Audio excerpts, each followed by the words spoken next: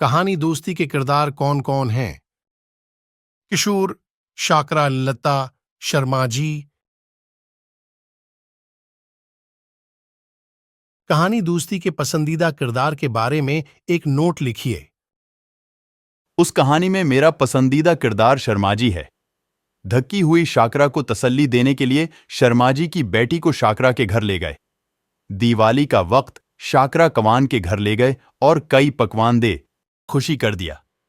ईद के दिन लिता को शाकरा के घर गया, त्योहारों में शिरकत देने का मौका मिल गया।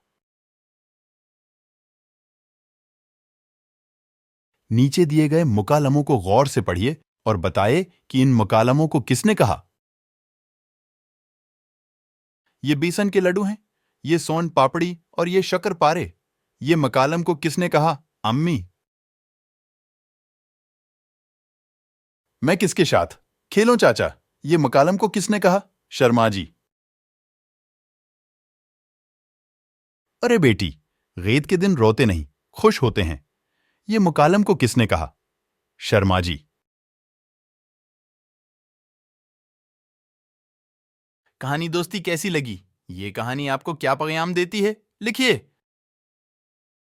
दूसरों की मदद करना हमारा फर्ज है। मुख्तलिफ त्योहारें मिलजुल कर मनाना चाहिए। इससे प्यार व मोहब्बत बढ़ जाता है। दूसरों की तहजीब समझने की मौका मिलता है। आपस में खुश मिलती है।